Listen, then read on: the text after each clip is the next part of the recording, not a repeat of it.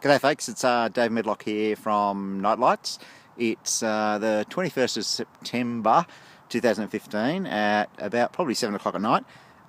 This video, I guess, is to demonstrate the amount of light thrown, the difference between the Shotfire and the Shadowfire. So the light you can see sort of currently on, shining up a Fireroad, this is in Bruce Ridge in the ACT, is the 1100 lumen Shotfire, and there's two on here. So the Shotfire is on the left hand side of the bar, and the Shadowfire, the 2200, is on the right hand side of the bar, and that's probably throwing around 50 meters up towards the top of the hill there.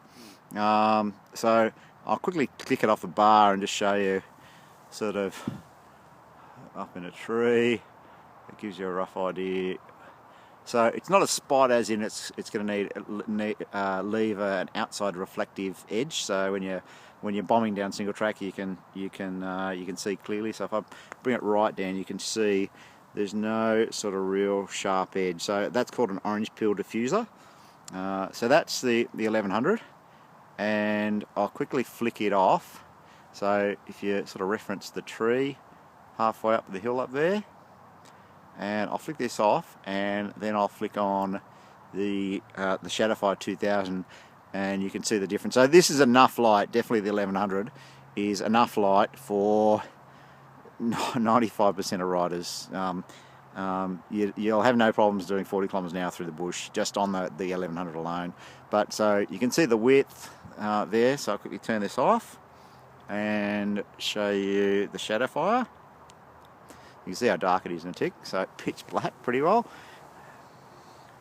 And flick on the Shadowfire, and you should be able to see a fair amount of difference. So the Shadowfire throws a lot of light to the side, so it's still getting just past the tree there and on the hump on the other side.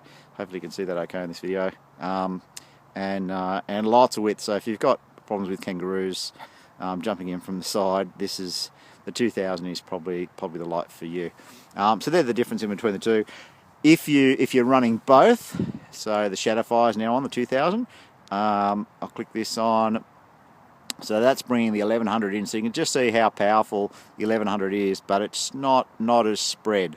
So you can see it sort of comes up, but the 2000 is still shining a bit wider. So this allows you, if you're running both, you run the 1100 on your helmet, and that would allow you to look around the corner in a decent single track to see sort of where you're going while your main light's still sort of focusing in front.